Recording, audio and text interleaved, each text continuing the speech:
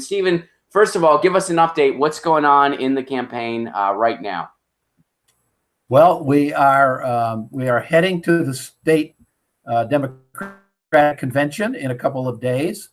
We expect that to be contentious as it was last year, particularly between the ever-growing progressive membership of the party and the establishment part of the party.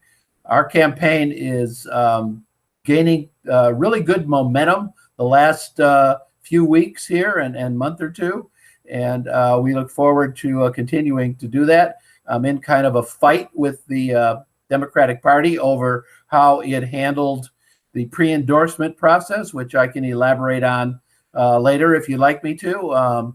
It's pretty much the same kind of mindset as happened to Bernie in 2016. The absolute plain English way to say it is they're lying, cheating, and stealing. All right, yeah, I do want to go into that. You already got some questions here, but since you brought that up, let's get into it now. What's been going on? I mean, I've been seeing like some tweets that you've been sending out about some documents that you actually received from the party itself and in regards to the endorsement process. So please kind of unpack that for everybody. What's going on? I will try to do the short version of this for your folks.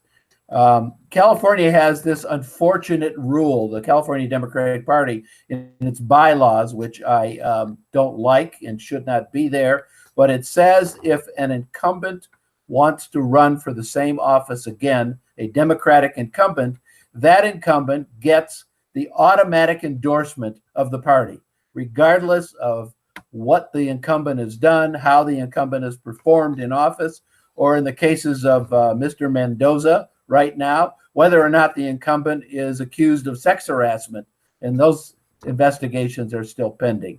The only way to prevent this automatic endorsement is for the challenger to obtain the signatures, the wet signatures, if you would, of 20% of the delegates in the voting district. And that will cause the automatic endorsement to fall, and then the incumbent has to face the regular endorsement process at the convention. So that's the setup. So I obtained what I felt was 20% of the necessary votes, turned them in. The party said, I turned them in, and after the time to turn them in had passed, the party said, well, you missed, you didn't get enough. And I, of course, said, what are you talking about? I don't think math has changed since I went to school.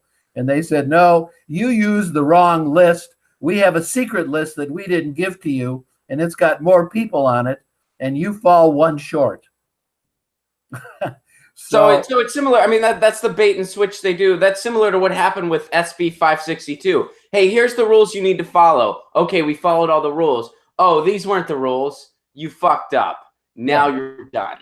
Well, it's even worse than SB 562 because Rendon actually had the power to do what he did. He shouldn't have done it, but he had the power to do it. Right. But what I mean is the nurses were told a certain set of guidelines. Yes. They followed those guidelines.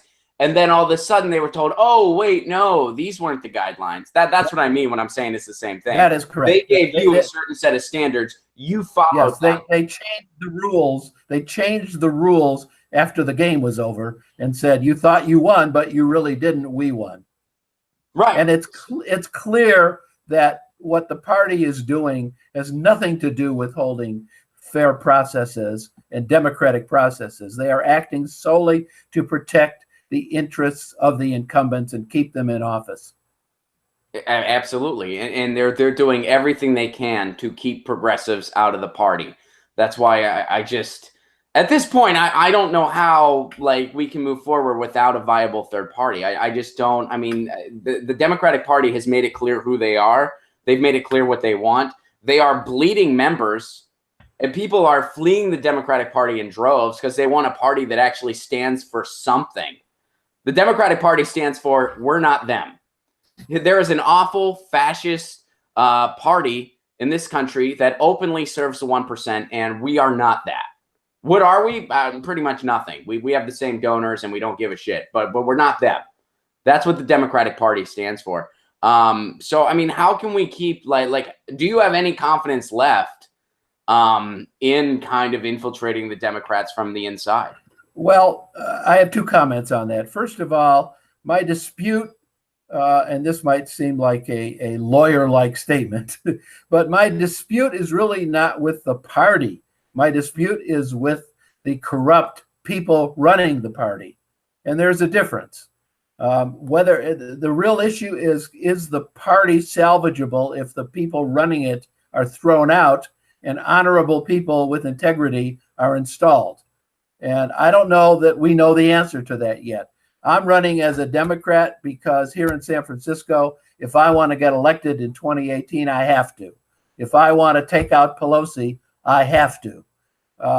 I guess it remains to be seen whether or not the party is hopelessly damaged by the corruption that's happening within it, or whether or not it's salvageable. But I draw a distinction between corrupt people and the corrupt party.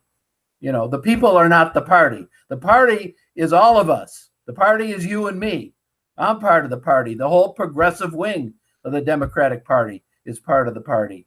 So that's the question that remains to be seen.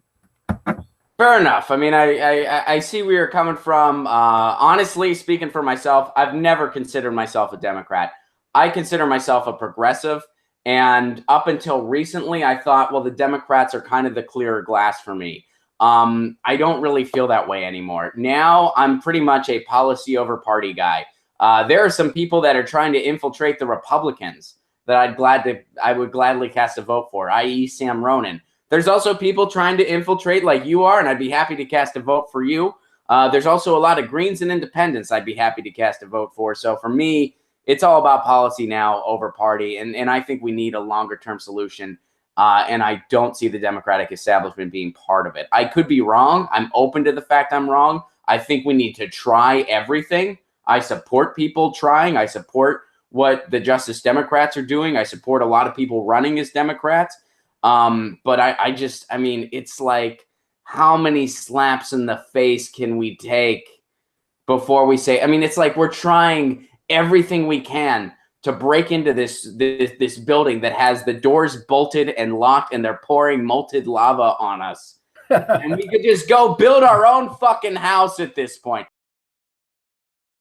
Hey guys, thanks for watching. That was a clip from Get Your News On with Ron, the world's first viewer-curated streaming news show.